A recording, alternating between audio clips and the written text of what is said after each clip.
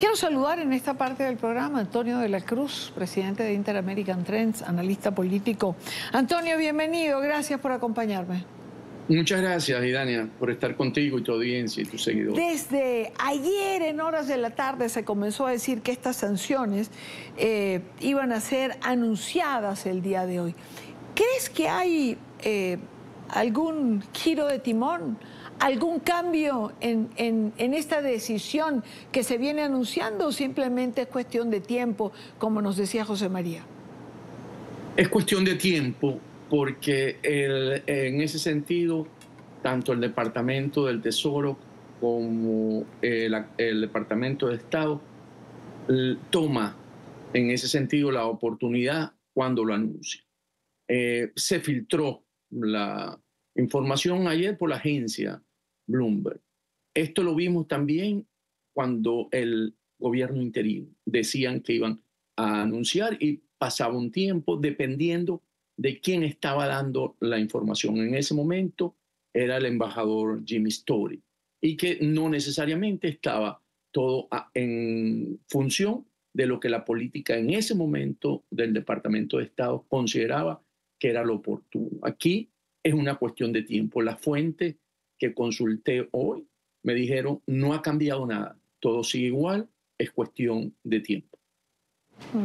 ¿Tú crees, Antonio, que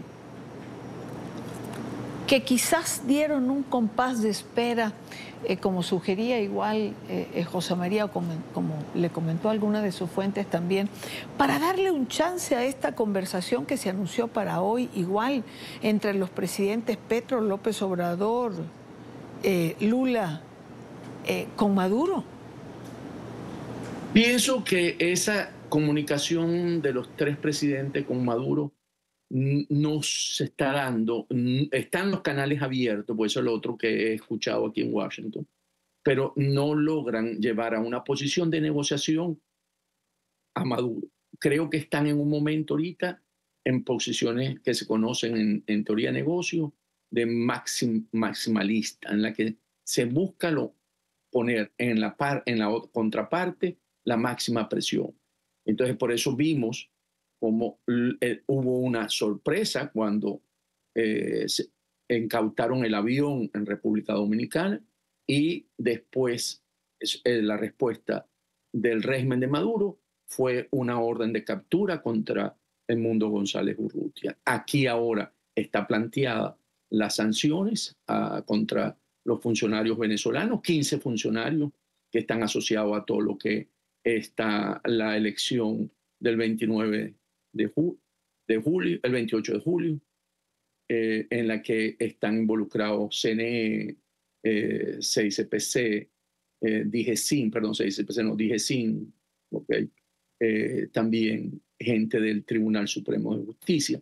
Entonces, para iniciar un proceso, porque el régimen de Maduro se encuentra en un punto débil en términos cuando vimos que Maduro tuvo que repartir el poder entre Diosdado, los hermanos Rodríguez, para poder mantenerse y consolidar su posición en Miraflores. Entonces yo creo que aquí lo que estamos viendo en este momento son cómo cada uno está jugando, está manejando estratégicamente el escenario para mantenerse o salir, mantenerse Maduro en el poder o salir del poder y llegar al reconocimiento del Mundo González. Cuando alguien me dice Maduro está en un momento débil, siempre me quedo pensando, débil pero está allí, débil pero apresa, débil pero acosa, débil pero persigue, débil pero aferrado al poder y dispuesto a defenderlo, pareciera que con la propia vida. Es decir, sigue siendo el costo político más alto para Maduro y para el régimen dejar el poder. Es decir, siempre pensamos que no va más allá, pero siempre va más allá. Cuando uno dice débil es porque Maduro bajo ninguna circunstancia hubiese querido compartir el poder con Diosdado Cabello.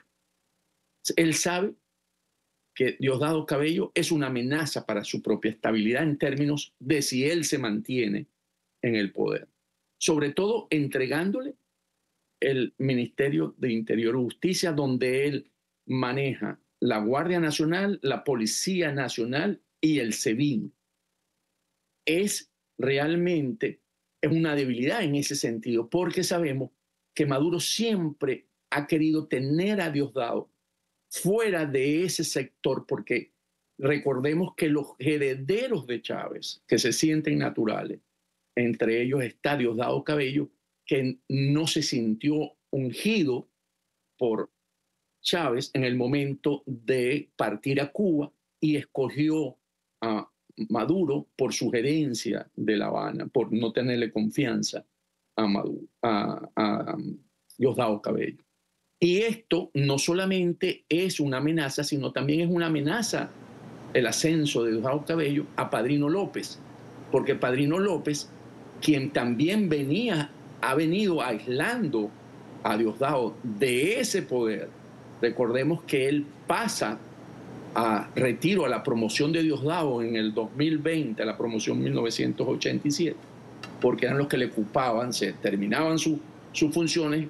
Sabemos que la práctica en Venezuela era sostenerlo en algunos puestos, pero toma la decisión de pasar toda su promoción a retiro. Entonces, cuando tú ves que él tiene que entregar esa parte del poder, sabiendo los riesgos que tiene, está débil. En ese sentido es que uno afirma que está débil internamente, no en lo externo. En lo externo él muestra mucha fortaleza, mucha represión, porque sabe que ese es el mecanismo para poderse sostener en el poder. Porque si no lo hiciese, ya hoy estaría fuera del poder. Ahora, Antonio, alguien me decía ayer, Maduro es un delincuente y Estados Unidos pareciera estar dispuesto a comenzar a tratarlo como un delincuente. ¿Crees que eso es así? Totalmente. Hubo una expresión que debemos recordar hace como un mes y medio, un poquito menos, en la que dijo la Casa Blanca: estamos perdiendo la paciencia. O sea, cuando los Estados Unidos te dicen estamos perdiendo la paciencia, es porque se están agotando los mecanismos para buscar una solución negociada, que era la mejor solución o es la mejor solución para lo que ocurre en Venezuela, que es una transición ordenada hacia la democracia.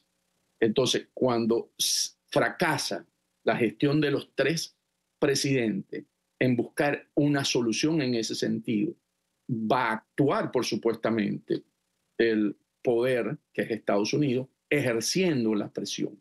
Y en ese sentido, avanza y ya no lo va a considerar como una pieza con la que se puede llegar a una solución. Sin embargo, también tenemos que ver que en momentos de negociaciones siempre se eleva la apuesta.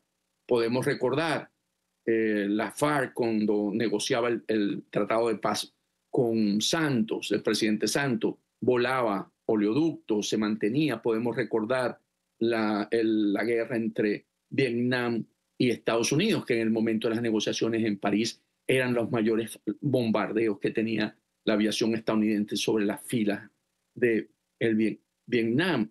Podemos recordar cómo cada uno de estos elementos entre Rusia y Ucrania, que hablan de negociación y sin embargo hay bombardeos. Podemos recordar la misma negociación ahorita entre Israel y Hamás, que a pesar de que dicen que se siente, siguen avanzando. Porque ¿qué pasa? Es la manera como tú puedes llevar al otro miembro para la negociación, la contraparte, y poder buscar una solución, porque si no se siente amenazado, él va a seguir en el status quo. Entonces yo creo que estamos en el momento, por esa debilidad de haber negociado Maduro el poder, de que la comunidad internacional ejerza todo el poder. Y aquí cabe la expresión que usó en un momento que no fue afortunado Donald Trump. Deben estar todas las opciones sobre la mesa. Debe haber la máxima presión en este momento y debe salir la orden de captura por parte de la CPI y deben estar todos los países y deben haber las sanciones a los familiares.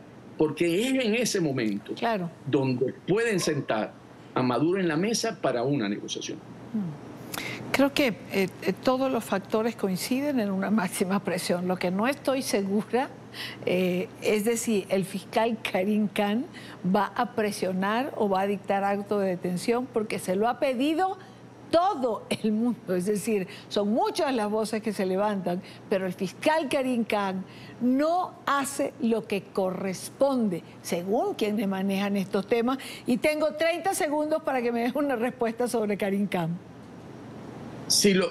Como dice, si por los hechos los juzgarás, yo puedo decir que el régimen de Maduro tiene algo de él en la que a él no le permite tomar esa decisión, porque siempre he visto al régimen de Maduro que no son locos cuando ejercen el poder. Y ellos saben y sabían que las acciones que tomaron el 28, el 29, el 30, ¿verdad?, de agosto, de julio. De julio, perdón, el 30 de julio, le iban a engrosar el expediente de crímenes de lesa humanidad y podía disparar la solicitud a los jueces de la orden de captura. Y ellos tienen que tener algo en la que sabe que el fiscal no va a dar ese paso. Dicho en criollo, lo voy a decir de una manera coloquial, le tienen un guardado al fiscal Karim Khan. Eso es lo que estás diciéndonos, Antonio.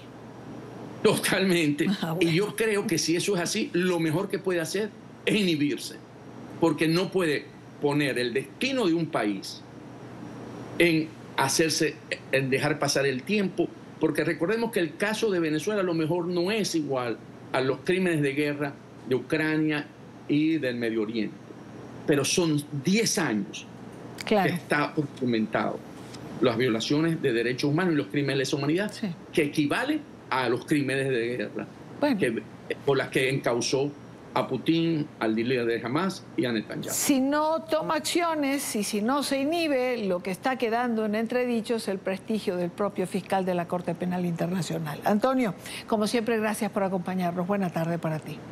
Muchas gracias, Idania, siempre un placer.